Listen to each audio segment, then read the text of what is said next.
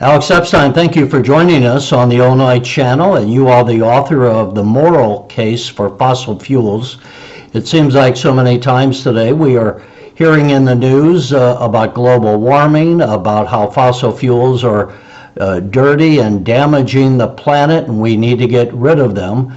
There are some lawmakers here in the state of Illinois that want to ban fossil fuels within about 10 years. So we want to get into the conversation with you and learn a bit more and why you wrote this book, The Moral Case for Fossil Fuels. So thank you for joining us, and let's just start. What is the moral case for fossil fuels?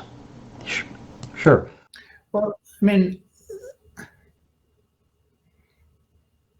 Well, the moral case for fossil fuels is basically the case that if we continue our massive use of fossil fuels, then the world will continue to be an amazing, ever-improving place, which it really is. We live in the best world that has ever existed, and I believe that fossil fuels are a root cause. And on the opposite side, if we rapidly reduce or even eliminate fossil fuel use, as many people are advocating that we do over the next 30 years, then the world will become a very, very bad place to live. And the world was a bad place to live for almost all of human history, 100,000, 200,000 years. We experienced our environment, which is supposedly so great in its natural state, we experienced our environment as a very deficient and dangerous place. We didn't have abundant food and water. We were threatened all the time by climate, by predators, by diseases, and it's only once we harnessed energy, once we figured out how to produce low-cost energy on a large scale, that we were able to use machines to transform the world from a dangerous and deficient place to a safe and abundant place. So I have the reverse view of people. People think fossil fuels make the world a bad place to live, and my view is no, fossil fuels make the world an amazing place to live. And if you restrict that source of energy without having an equal or superior alternative, then you go back to a natural way of life, which is a bad way of life. Let me bring up this graphic here, and this is a quote from your book. Ultimately, the moral case for fossil fuels is about cheap, plentiful, reliable energy to amplify our abilities to make the world a better place for human beings. And let me remove the, whoops. And this goes to a point that, as you just mentioned, that the technology came along in about the 1850s, 1840s, where we had the steam engine. We developed other technologies as we went along, obviously the automobile and then other tools like farming equipment. So, I've often said to people over the years, who works harder, a guy plowing a field behind a mule, plowing 40 acres, or the fellow riding in an air-conditioned combine plowing 1,500 acres. And it's amazing that because of fossil fuels and the technology of the tractors we have today, we become so much more productive that instead of having one fellow plow 40 acres, we can have one fellow do 1,500. And this goes in your book to a point that it's not just about how to turn our lights on, how about heating our homes. It's also about feeding 7 billion people in the world. And that's all part of the moral case that alternative forms of energy, I think you would argue, just don't do the trick. Yeah, so people just completely undervalue how important energy is in their lives. And a way to think about energy is basically energy is your ability to use machines to achieve your goals. So again, it's your ability to use machines to achieve your goals. And as I mentioned, if we just live in a natural state and we don't have machines, then we're very weak, and then we have to live in the natural environment, which is a deficient and dangerous place. So we basically need power. And what we do with energy is we basically do two things. We power all of these machines, all these amazing machines like a modern combine, but even broader than that, we produce all the different products and tools to do everything in life. So if you look at, say, a farm, it's not just the machines run on fossil fuels, so that's amazing enough. Every little piece of equipment on that farm was produced at many, many different layers using fossil fuels. And if you don't have an energy source that's that low cost, what happens is everything in life becomes more expensive. So one way I think of it is the lower cost energy is, the lower cost everything is. The higher cost energy is, the higher cost everything is. You know, I would make a point to the audience to follow up on what you just said. In 1995, there was a heat wave that lasted for about 5 days in Chicago, and 739 people died in that 5 days. These were not rich people who had air conditioning. These were poor people on the south side of Chicago who could not afford air conditioning. And so when we talk about energy, and we talk about it being, as you do in your quote, affordable, we're talking about the difference between people, in many cases, living or dying in certain circumstances, because again, it wasn't the rich people with air conditioning that were dying, it was the poor people without air conditioning. My own mother lived to be 88 years old, and I noted many times how people like her, as they get weaker, as they get elderly, would have died in the past much earlier. But air conditioning and the ability to stay cool in the summer didn't tax their bodies. So this is all part of the equation. I'm often asked, and I suspect you are as well, why can't we just go to wind and solar, which seems to be the famous alternatives that so many people often argue we should be doing? What's wrong with just going to wind and solar and get away from fossil fuels? Well, it all comes down to the issue of cost. So you mentioned that because of the cost of air conditioning, combined with the resources of the poorer people in Chicago, they couldn't afford air conditioning. And so every penny you add to the cost of energy adds pennies to the cost of everything else, including air conditioning, but including everything else. And then the question is, what makes energy low cost or high cost? Well, energy, like everything else, is a process. It's a productive process. So when you use energy from the sun, you don't just get the sun for free and that's it. You have to have a whole process of transforming the sunlight, which by itself can't power, say, a computer. You have to figure out a process to transform that sunlight into ultimately reliable electricity for a computer, because one thing we need from energy is not just that it's low cost, but that it's reliable, that we can get it on demand in the quantities we want. And the reason why energy from sunlight, or what people call solar energy, is so expensive is because the process of transforming that sunlight all the way into reliable electricity is very expensive. And one key reason that anyone can get by common sense is you have to adjust, you have to cope with the fact that sunlight is not reliable. Sunlight isn't just shining all the time as if we were in outer space and direct path of the sun all the time. Right, so it's, if the sunlight, and I live in Southern California, and I was just walking around today, most of today was a cloudy day, and this is a better place for solar than most. So what's happening to electricity when the sun isn't shining? Well, you need a backup process, right? So not only do you need to pay for the solar panels and everything needed to transform them into electricity, you also need to pay for all the infrastructure for a reliable fuel, a fuel like coal, a fuel like uranium for nuclear, a fuel like natural gas. And so what happens is when you have these unreliable fuels like sunlight and wind, you have to pay not only for the unreliable process, but also for the reliable process that gives it the 100% backup. And what you see in different statistics, which I show in my book, is with solar and wind, even on large scales, it can go down to about 0 at any given time. And so that means you need 100% backup from a reliable energy system. But if you're going to already have a 100% reliable energy system, why have the unreliable energy system? It's obviously just going to add cost. And so what always happens is grids use relatively small percentages of unreliable energy, but it jacks their costs way up. So for example, in Germany, they pay 3 to 4 times what we do. And even in the US, we're paying way higher prices than we need to be because we've been foisting these unreliables on the grid and having all this duplication and also a lot of instability because of they don't come in reliably, and that leads to all sorts of other problems. So what you really want is you need processes that generate reliable energy And it's a really bad thing that we're not valuing that in the cultural discussion. Yeah, there's a term that I learned, and it's called baseload energy, and it's a term I think a lot of people don't understand. But the way I explain it to people is when we're using electrical energy, at any given time in a various community, whether it's Chicago or Springfield or St. Louis or Los Angeles, the local electric company is going to have a pretty good handle on how much power they need at any given time.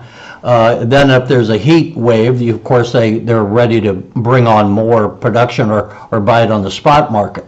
But the problem with wind and solar is that they can't provide that base load energy, which means it's going to be available constantly, 24 hours a day, 7 days a week. And obviously the sun doesn't shine at night and the wind doesn't always blow. And the other thing I think people don't understand when we're talking about electrical energy is we don't have, the world, not just America, the world, no one has the technology for storing industrial strength batteries, so to speak. So we cannot store the power of wind and solar. The lights that you and I are using right now, the power was generated about a second ago at a power plant. And I think that's one thing people don't understand, why we can't use wind and solar. I would also argue, and I'll get your response, it seems to me that people often think about having wind and solar to turn a light on next to their favorite chair or to watch the television set. They don't think in terms of being a modern industrial society and how are we going to run the subways in New York City or the L in Chicago or have our steel mills that always have to be on melting steel. Once they start looking at that, then obviously you can't run a steel mill on a solar panel or wind energy. Plus then there's the aspect of, as we talked earlier about the farmer in the field, it's not just about electrical energy, but how else are you going to plow a field if you don't use fossil fuels? To what extent when you go out and you talk, and by the way, people can go on YouTube and Google your name and they'll see interviews with you and lectures you've given. To what extent when you go out and talk to the people, as you often do you get a handle that they don't necessarily appreciate the challenges of a modern industrial society when they're evaluating these discussions? Well, I think it's almost universal that people don't appreciate it. And part of my motivation for getting into this issue was I grew up in an environment that was supposedly very good educationally. So I was able to go to one of the top high schools in the country and then one of the top universities in the country, Duke University. And I didn't learn anything about this stuff. All I learned about was what you can call the negative side effects of fossil fuels. So the bad things, real or alleged, that they do, but not about the benefits, not about this fundamental benefit of energy. And I think if you want a helpful way to think about energy is there are kind of 4 dimensions of what fossil fuels achieve as energy that any substitute or replacement would have to achieve. And they all go together. So I think of them as low cost, reliable, scalable, and versatile. So low cost means that they're low cost. Most people can afford them to do many different things. If they're high cost, then it's then only rich people can afford them, and they're not nearly as useful. Reliable means they're available on demand. We've talked about that. Scalable means that we have a way of doing this for billions of people in thousands of places around the world, and that's really hard to figure out processes that can work in those places, including places with very little sunlight, places with very little wind. And then versatile speaks to, you said we don't just use energy in the form of electricity. One thing we need is heavy duty transportation. And there's no good electricity solution for things like flying a plane or running most agricultural equipment. And yet those things are completely crucial to our lives. So I think if you understand that energy, like everything else, is a process, and then we need processes that are low cost, reliable, scalable, versatile, then people can see, oh my gosh, what the fossil fuel industry has done is this incredible achievement, and it would be really hard to match.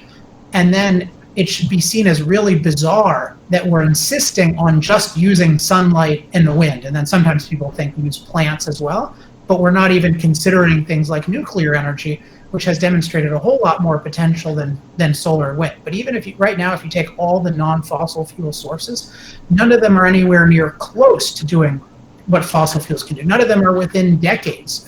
But I should say that if you stop demonizing and criminalizing nuclear power, I think that one has the best chance at ultimately outdoing fossil fuels, at least for many purposes. Hydro is good as well, but it only works in certain locations where you have the right kind of topography. But it's really important to realize what fossil fuels do today is an incredible achievement, and it's an achievement that our whole way of life depends on. Well, and this is what I would agree with you, and I would say that when Americans often look at their life, to the extent they stop and look at it and look, some of us can remember, growing up, and I remember as a young child, we were the first one in our neighborhood to get air conditioning. So in the past, and it wasn't that long ago, you would sit there in the heat of the Midwest and struggle to go to sleep at night in the summer because it was just hot and sticky out. And that's just the way it always was. So I think sometimes people... that was supposedly in the perfect... we always hear about, the climate used to be fantastic, and now it's ruined. And what you're pointing out is, no, climate has always been incredibly variable and often vicious. And so what we really need is we need the machine power to take the naturally dangerous climate and make it unnaturally safe. And so if you think about you as a kid, like even if the temperature had been 1 degree average cooler, it wouldn't have really helped you. Whereas air conditioning changes your life. And there are billions of people around the world who have no air conditioning at all. And it would change their lives to have air conditioning, and it wouldn't do a thing for their lives if the temperature were 1 degree cooler on average, which is the whole brilliant goal of this anti-fossil fuel movement, is, we're going to cool the planet by 1 degree, or we're going to avoid it warming by 1 degree or 2 degrees or whatever they say, and their predictions on these things have a very bad track record. But even if that's true, like, what really matters to human life is how empowered we are, how many people have low cost, reliable, scalable, versatile energy, and that needs to be the focus if you care about human beings. I think the fact that it's not the focus shows that many of the people leading the charge against fossil fuels are not too concerned about human beings. Right, that goes to the quote we put up earlier. And to what extent, when you make your arguments in the public, or some of your critics would criticize you, to what extent do you get the idea that their goal is different than your goal? Your goal is arguing that what's best for mankind, what's best for human beings, and some of the environmental community, I think you would suggest, almost put they would argue that they're trying to fight for the life of the planet over the life of mankind. Is that a fair analysis of what some of your critics are saying? Yeah, I mean, when I was 18 years old, I had a really formative experience because I had grown up in a liberal environment, and more broadly, I grew up in the US, and we're always taught to be green. And I read something that said, basically, to be green means to minimize our impact on the planet. And yet the way we survive is by massively impacting the planet, massively impacting our environment. So we have this ideal of being green, of minimizing our impact, that's diametrically opposed to the requirements of our survival. And ever since then, what I've thought is, no, I don't want to be green. I don't want to minimize human impact. I want to maximize human flourishing, which means that we want to impact the planet or not in whatever way is most beneficial to human beings. That doesn't mean build a parking lot everywhere or something idiotic like that. But it means we need a relationship with the rest of nature that's as beneficial to human beings as possible. And yes, sometimes that means preserving the most beneficial parts of nature so we can enjoy them, or they're crucial ecosystems, but often it means massively transforming nature. And that's what I think, the opposition to fossil fuels, I think at the core of it, is not really about CO2 emissions being so bad for human beings, because most of the people who oppose fossil fuels also oppose nuclear, which has no CO2 emissions.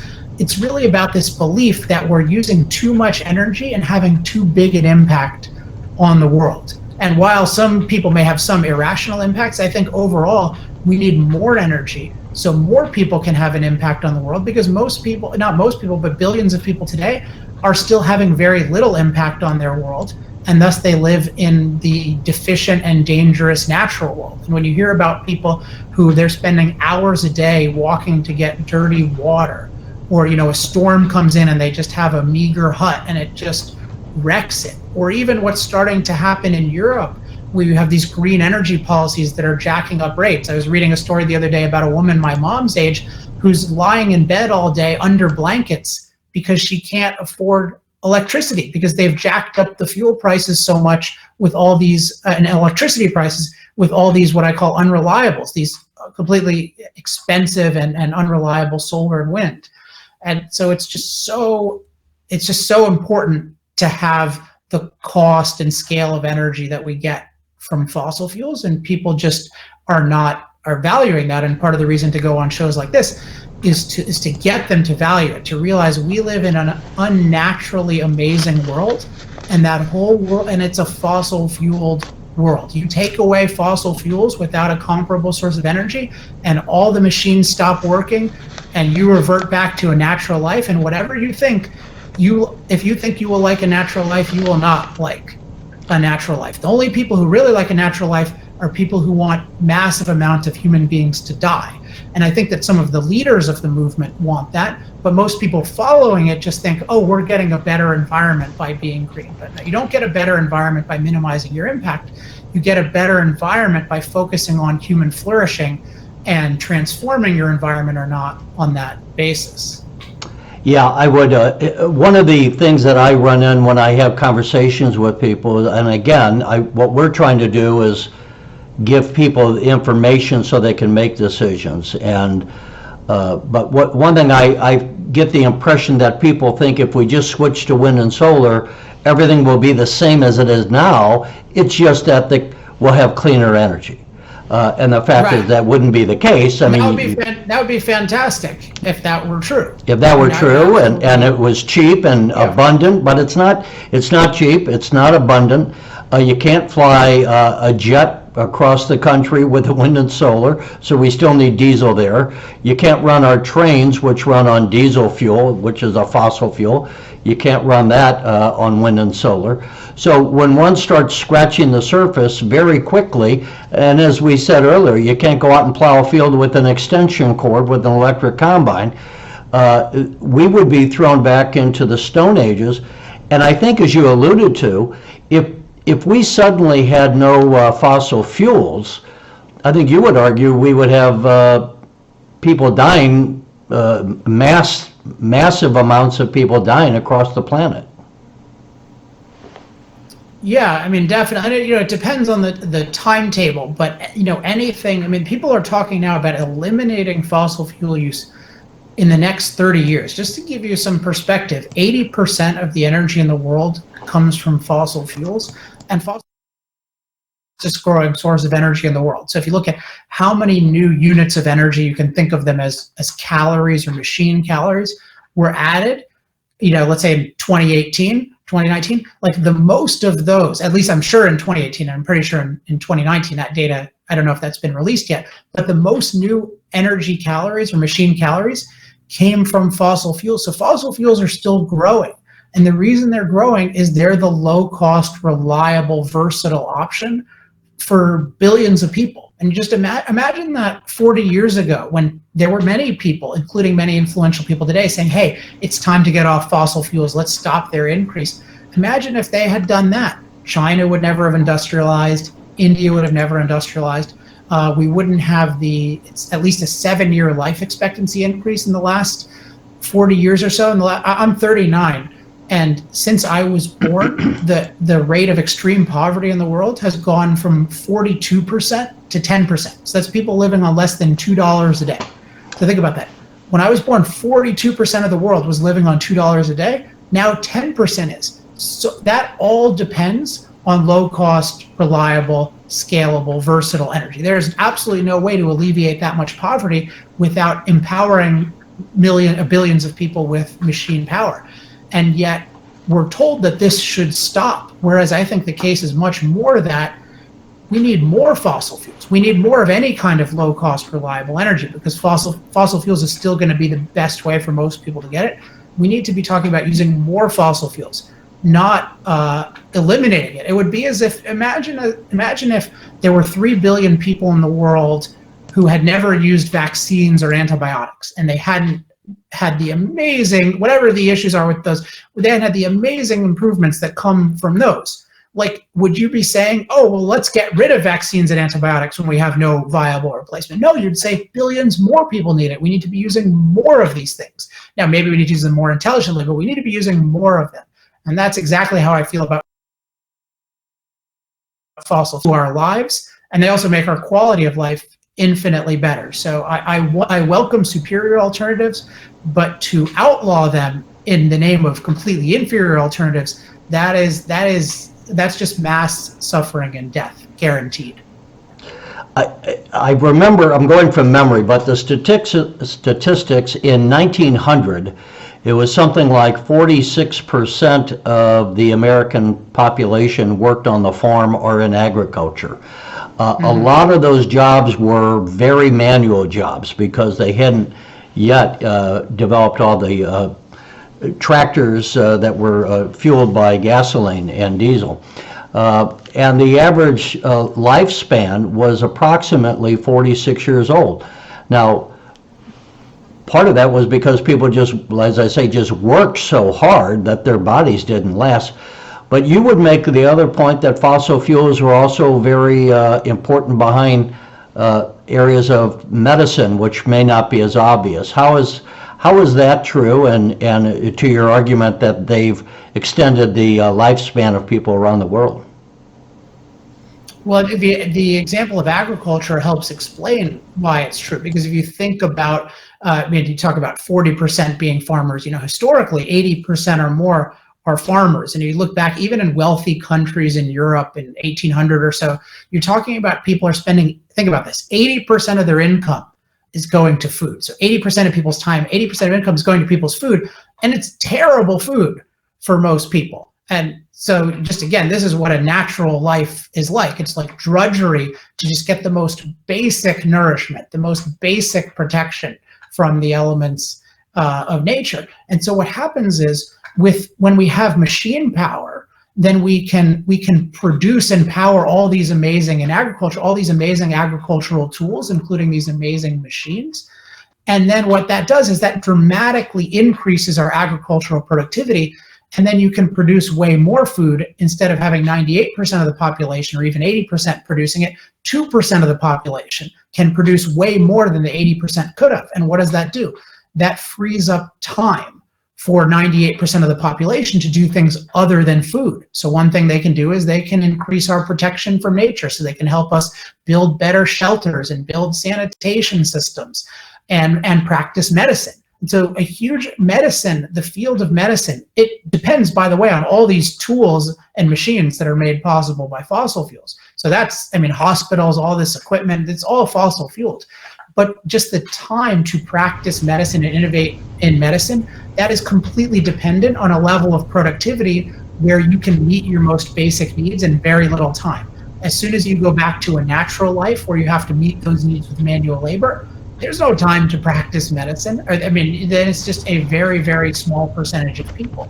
So anything that involves mental labor is completely dependent upon machine labor. And anything that involves machine labor is completely dependent upon low-cost energy, which means fossil fuels. I would even make the case when you get into the area of things like women's rights, and we talk about all the expansion of women in the workforce and out of the house, that is also a result, again, of the efficiency of machines freeing up our time, so that life was such a drudgery back in my grandmother's day that women didn't get out of the house. They had to be there because everything they did just took so long. We didn't have the microwave ovens, we didn't have all the modern conveniences.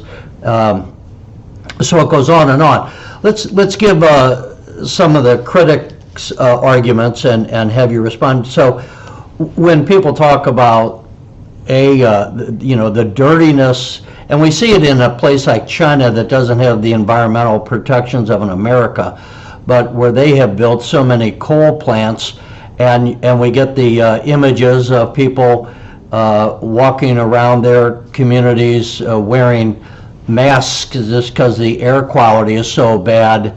Other people would argue that this is leading to global warming and climate crisis. What do you say to those who make these arguments?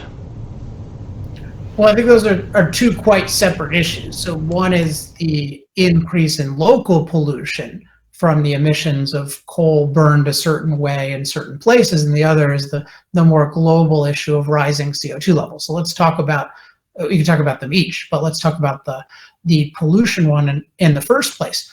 So as you indicated, we have ways of burning coal very cleanly. In the US, there are many places with clean air that use coal. So it's totally a matter of having certain government policies, and then also in the cases where it costs money to reduce emissions, having the level of productivity where it makes sense to do that. Now, I think in China, they could have a lot better policies, and it's in many ways still a communist country, and they often have policies that are not concerned with the rights of the individual, including too much pollution against the individual. So there's much room for improvement there, but you can't talk about China and the quality of life in China without talking about the fact that the life expectancy has massively risen, the opportunity has massively risen, and people have fled the villages and the rural areas to go into the urban areas. So people are choosing to live this way because it makes their lives overall better. So even, we consider this unfathomable that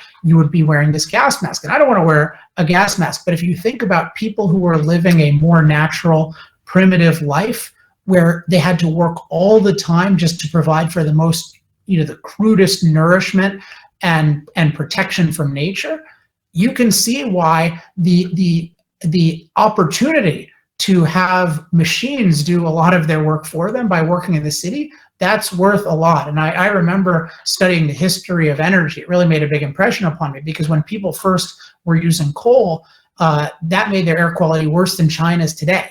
And yet they were horrified at the prospect of losing coal. They were actually worried in England about running out of coal, and they described it as like losing a loved one or a limb. Like they realized how important it was to have coal, and in part because without coal, they couldn't reliably even keep themselves warm. And so if you're worried about freezing to death, you're willing to accept a lot of side effects. So I think that China can have better policies, but I think it's condescending and ultimately anti-human for us to act like, oh yeah, well, China's just been ruined by coal. No, China's been overwhelmingly helped by coal, and I believe they can even be much better off with coal with better policies and practices. So I'm happy to talk about the climate issue too, but I think those two issues need to be separated. Yeah, well, and to your point, and we had talked already about how machines, you have that interesting term where you talk about machine calories. I think that's something that you've coined, but basically the point is that with machinery, I like to talk, when I talk about economics, that productivity equals wealth. And again, who's going to make more money? The guy who's working the hardest behind a mule plowing 40 acres, or the guy who can farm 1,500? We went, as I said earlier, we had something like 46% or so people working in agriculture around 1900 in the United States. Today it's around 2%, maybe less than that. And yet we not only feed everyone in the United States, as the president just did a deal with China, where we export billions of dollars worth of corn and soybean and other products around the world. And it's interesting with China, it also seems that makes your point that we saw in the last 40 years or so. You were just born in 1980, but when we go back to when Richard Nixon went there in 1972, that was a very backward agrarian economy where people had candles or just fires in their huts, and within just Yeah, one generation, they have gone, my gosh, they have just transformed their entire country. It would have been impossible without fossil fuels to do that. Now, again, they could have better environmental standards, and hopefully they will develop that. But we really see, I think your point is undeniable when we look at the example of China and how fast the lifestyle of the average person has increased for that one. Let me ask you, we hear about different things, thorium reactors and different technology that's out there. Let me just make sure to talk about climate change for at least. Sure, I'm sorry, yeah. On people's minds. All right, sure, let's go to that. So I'll just give a quick, so when I'm thinking about climate, so I've mentioned a couple times, my focus is I want the most livable planet for human beings. I want maximum what I call human flourishing, human beings' ability to live to our highest potential.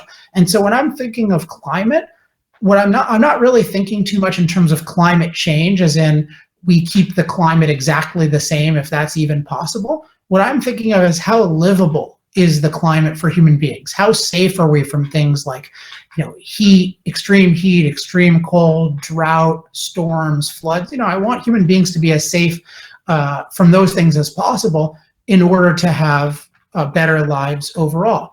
And something that really affected me is when I learned the data on what's happening with the livability of our climate. How many people are dying from storms and floods and heat and cold. And in my book, I talk about this, the trend in what's called climate-related deaths. And we're led to believe that climate-related deaths are increasing. And many thought leaders have been predicting for many decades that they would increase as CO2 levels rose and temperatures rose. And temperatures have risen a little bit, but climate-related deaths have completely plummeted. It's gone from millions a year in the 1930s to thousands or sometimes tens of thousands, but even sometimes just less than 10,000 deaths a year around the globe among 8 billion people. So think about that. If you look at the actual data of how safe climate is, climate has never been safer. Now, how can that be? Well, here's the key. Fossil fuels haven't taken a safe climate and made it dangerous. They've taken a dangerous climate and made it safe. And how have they done that? They've allowed us to basically master the climate. They basically allow us to produce all of these different protective technologies and infrastructure that keep us safe from climate. So things like sturdy homes, things like climate control, things like storm warning systems, things like irrigation for drought relief, things like convoys for drought relief. We have all of these amazing tools and machines that keep us safe from climate. And if we rapidly reduce fossil fuel use, then fewer and fewer people can afford those. And then they have to live in the natural climate. And I mentioned, if you just take something like drought and famine, I was reading an article from the early 1900s where they really appreciated the role of industry in alleviating this kind of thing. And they were talking about how for most of the previous 1800 years, China had almost one famine a year. Just think about that, like one famine a year for 1800 years. That's the natural climate at work. So there is no safe, magical, perfect natural climate that we need to be obsessed with preserving. No, what we need to be obsessed with is mastering the climate by having low-cost energy to power all these amazing machines that keep us safe. And so we can talk about how are CO2 emissions affecting the future climate? How might they lead to changing climate conditions? And my view is, I think they will continue to have some warming influence, but it's very exaggerated. But I believe that warming influence clearly so far has been completely overwhelmed by all the climate protecting benefits that we get from fossil fuels. And so anyone who talks about the future of climate with fossil fuels and they don't talk about the benefits of fossil fuels, they are ignorant or a manipulator, because it would be exactly like you talk about the future of vaccines and disease, and you don't talk about disease prevention, you only talk about side effects. That's our whole climate discussion. The thing that has made us safe from climate is demonized as a climate destroyer. So much of what I've learned, and part of it is reading your book, part of it is other discussions I've had, part of it is just using some common sense. That again, when wind and solar is accounting right now for something like 3.5% of what the United States uses in energy supply, that it obviously can't replace what we're currently using, the fossil fuels and nuclear predominantly. When you hear that these members of Congress, people, other foreign leaders, having these conferences about climate change and getting rid of fossil fuels and all the regulations, have you had a chance to speak to any of these leaders, either within the United States or outside? And what is it that they don't understand about what you're saying? I mean, I would like to do more of that this year. I've been kind of working on some behind the scenes projects for the past year or two, but I'd like to get much more involved in the public discussion this year. I haven't talked with any of the political leaders. I've debated some of the thought leaders, but I mean, I do think that what's being proposed right now, if you look at the Green New Deal, what's being proposed internationally, any of these things that say, let's eliminate fossil fuel use by 2050, but even you have people like Bernie Sanders saying 2030. I mean, it's a combination of just complete ignorance and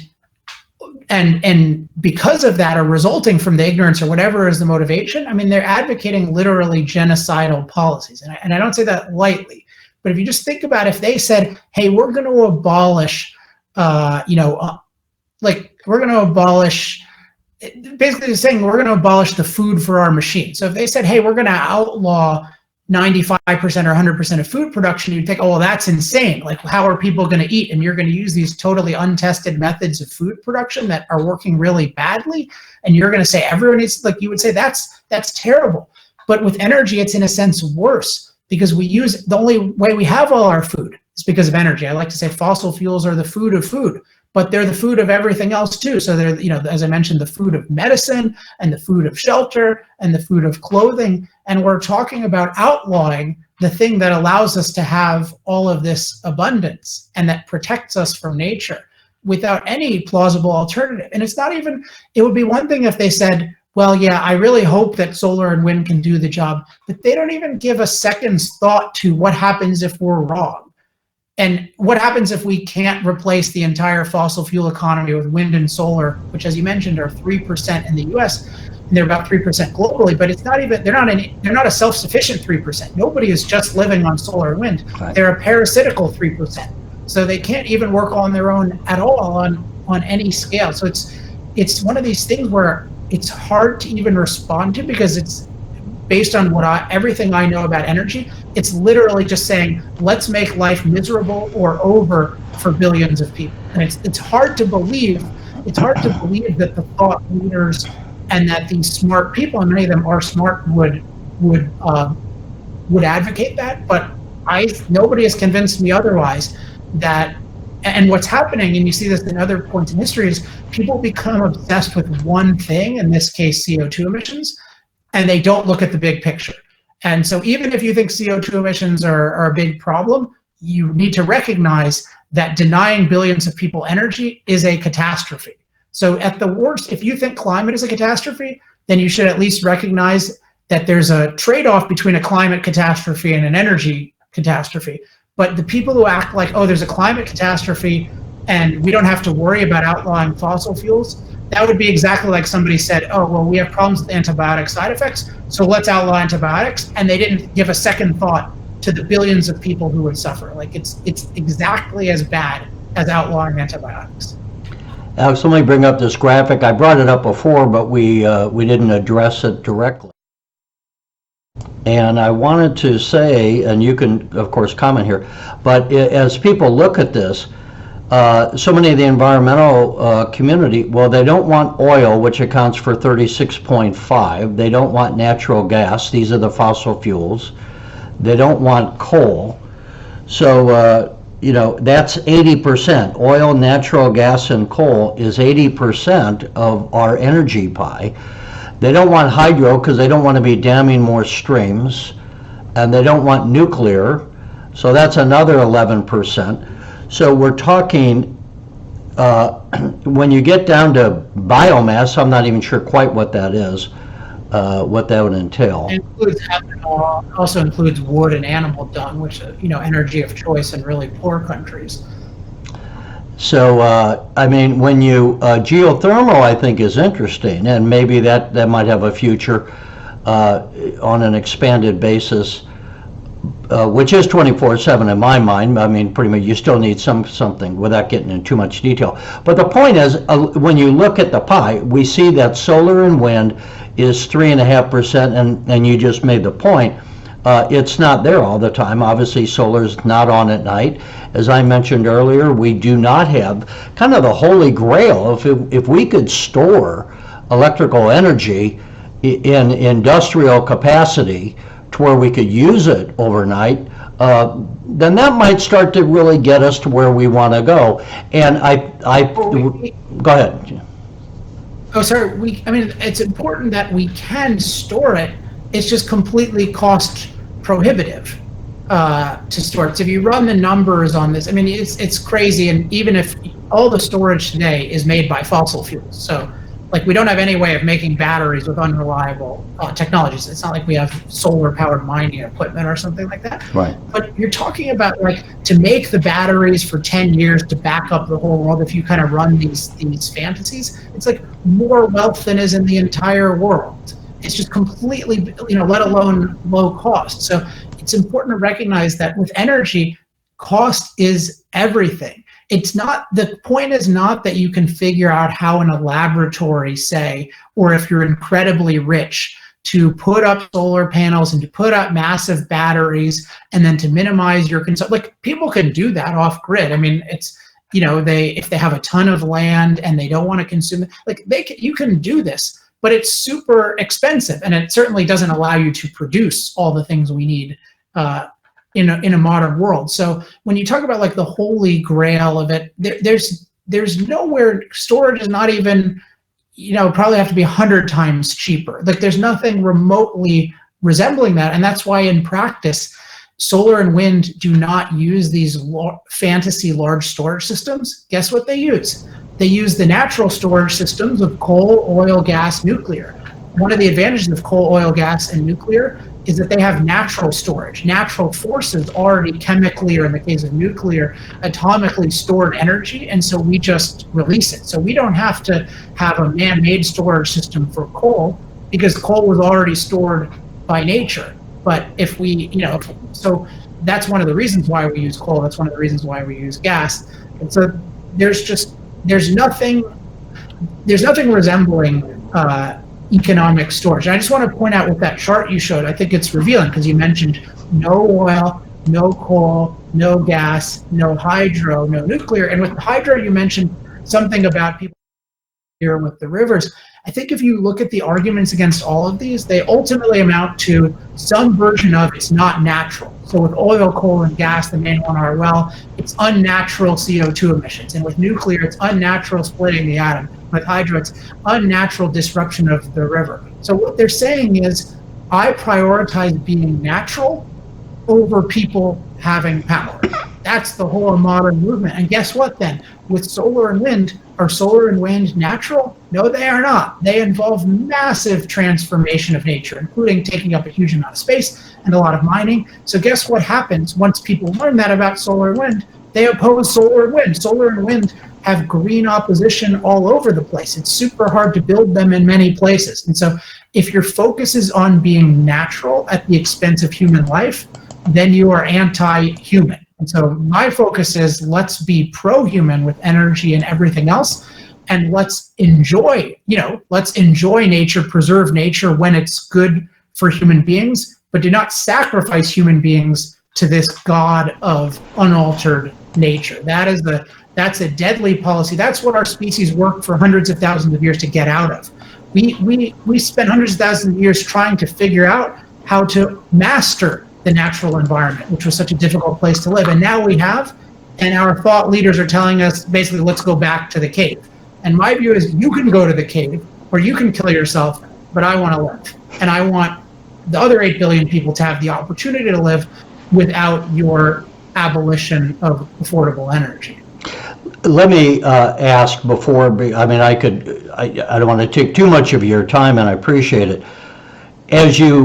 To what extent do you look at this energy field on an ongoing basis, and to what extent do you look at some of these newer technologies, and to the extent that there might be a viable energy source out there? We have, I think, made good strides in solar panels, but still, kind of as you say, if you want to have a cabin in the woods and you want to have the electricity there from a solar panel, well, that's a good application of it, and you can store it on a car battery, but you can't run our steel mills on it. You can't run our subways. But to what extent are there any technologies out there that you see that hold the promise of replacing fossil fuels in any meaningful way over the next 20 or 30 years? Well, I mean, 20, 30 years is really fast given the scale of it. So, and I would caution against if you say any technology, because we often tend to think, oh, well, somebody's going to discover some technology in the laboratory, and then that's going to instantly, filter to everybody, kind of a new piece of software. But remember, I talked about the energy needs to be low cost, it needs to be versatile, so it needs to be for all these different purposes, including transportation, it needs to be reliable, and it needs to be scalable in the sense of for all kinds of different places around the world, and then of course for billions of people. And that requires not just coming up with a new technology, but spending years and years and years commercializing it so that you come up with these ultra efficient processes. So with not with solar rather, but with fossil fuels, we've had decades and decades and decades of people in the industry figuring out these incredibly efficient processes so that we can have energy for anything we need it for 24/7, 365. And so what you need is a technology that has the potential of doing that, and then you would need a lot of innovation and achievement to do it. And if you look at the landscape, as I said, I think nuclear has the most promise, but that's been demonized and criminalized by the green movement. So what you would like to see is for that to be decriminalized, and then that would allow more people to go into the field, and that would allow them to commercialize different kinds of things and test them, and then get enough people who even knew how to do it. And then over the decades, if it were successful, then hopefully you could have something better, just because it's always good to have something better. And maybe, for transportation, there's interesting nuclear powered transportation opportunities. But unfortunately with that one, which is the most promising, that's, as I said, basically criminalized. There are so many restrictions on it that are based on false ideas that it's uniquely dangerous, that it's just so hard to do it at low cost. So the basic thing is, if we want to live in anywhere near the way we are now, and if billions of other people are going to get that opportunity, there's nothing close to fossil fuel. It's kind of like antibiotics, it's kind of like vaccines, it's kind of like steel or cement. There are just certain things in certain fields that are by far the best option for the foreseeable future. Like nothing can touch them in terms of cost and value, that combination. And fossil fuels are in that category. There's just simply nothing like them.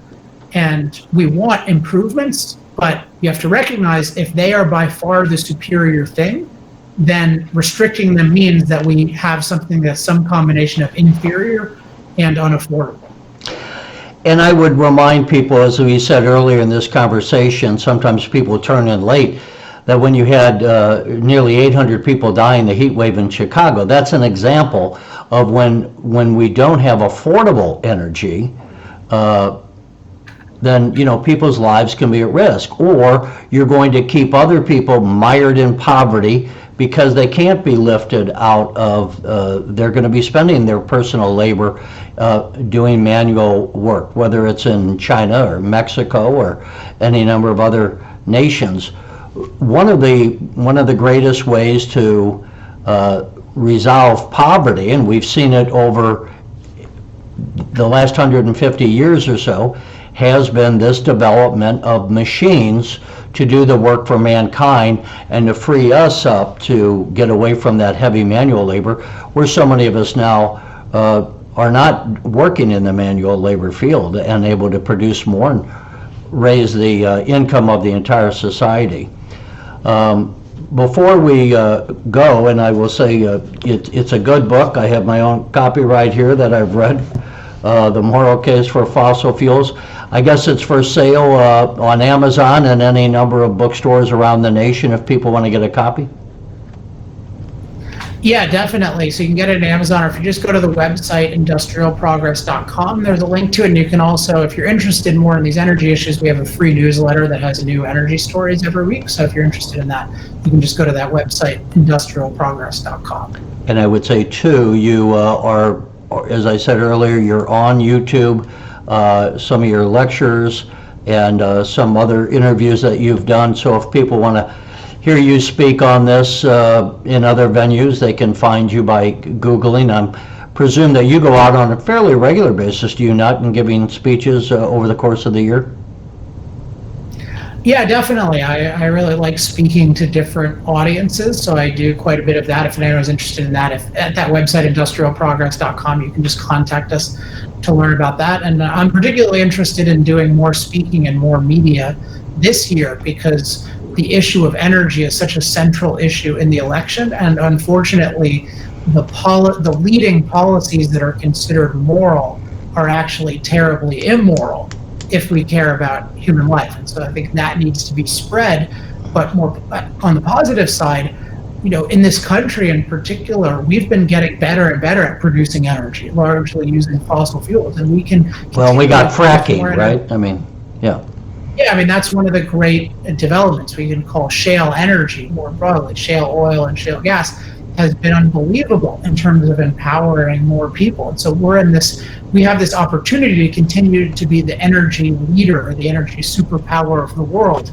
And unfortunately, you have a lot of people saying, in a sense, let's squander that and let's destroy that and let's disempower ourselves and let's stop ourselves from supplying energy to much of the rest of the world. And I think the decision, and I don't think of this as a partisan thing, but whatever party you are, you should be in favor of let's empower ourselves, let's empower the world. Let's make sure there's more low-cost, reliable energy in the world, not far less. But unfortunately, the leading policies, things like Green New Deal, those are guaranteed that energy will be like impossibly more expensive, and thus it will not be available to most people. And that means, as I said before, when the price of energy goes up, the price of everything goes up. So anything you care about in life, any goal that you have, that will be more expensive or impossible if energy prices go up in the way that the Green New Deal will make them go up. I was going to close out, but I did forget to ask, and you brought it up.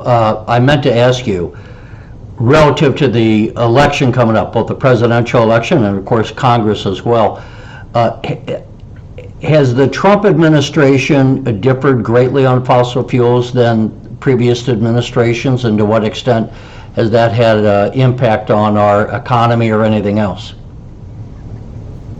Yeah, and I'll restrict because there's a lot you could comment on with the Trump administration. There are many different issues, but if you talk about energy, I think it's been an amazingly good administration in terms of energy. I mean, there's been a real recognition by the president that energy is fundamental to our economy, to our way of life, and also that there's a huge opportunity for our energy industry to continue to grow and contribute to our prosperity, but also the prosperity of other people around the world. He's also singled out the fact that the US has many environmental innovations where we're able to produce more energy from fossil fuels with less pollution over time, and that's something that others could stand to emulate. And so his focus has basically been, let's liberate energy production.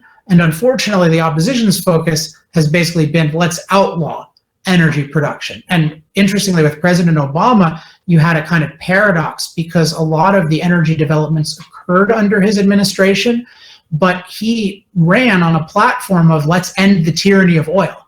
So interestingly, increased oil production helped the economy a lot while Obama was president, and he ended up taking credit for it. But his goal was actually to outlaw it. And my belief, and I talk about this in the Moral Case for Fossil Fuels, is that we got lucky because the Obama administration didn't even really understand what was happening with fracking and shale energy.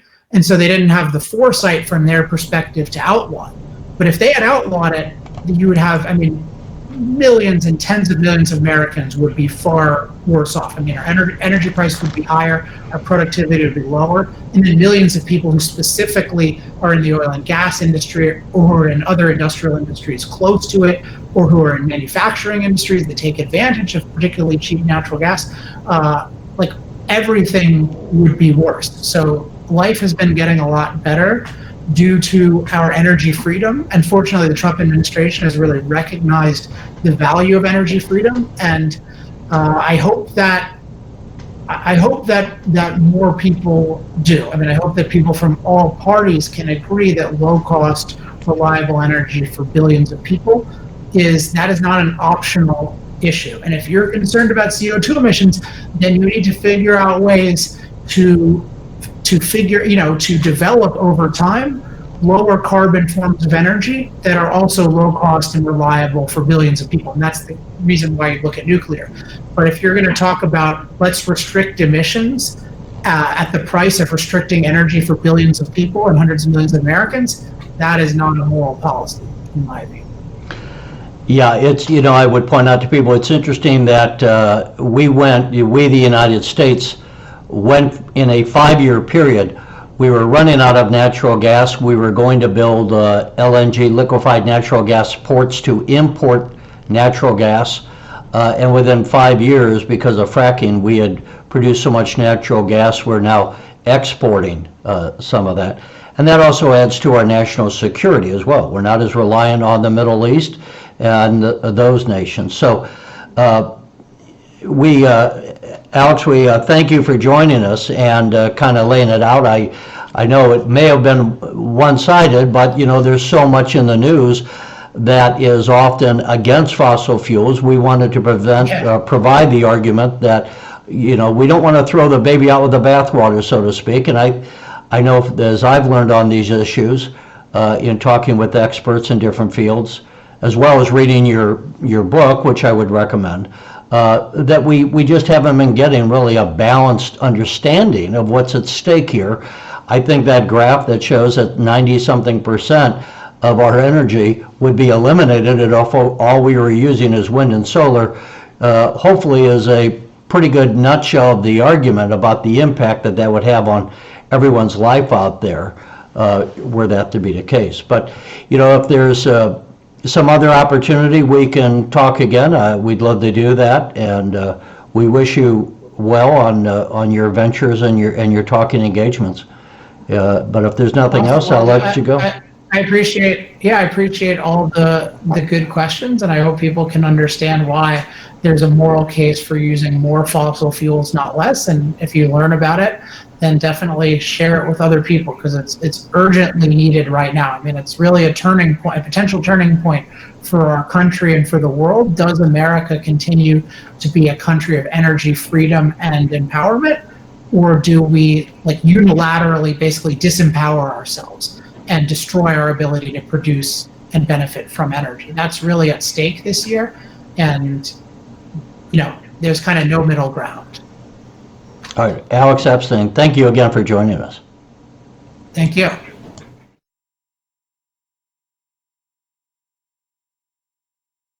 Thanks for watching, and if you haven't already, please consider subscribing to our channel.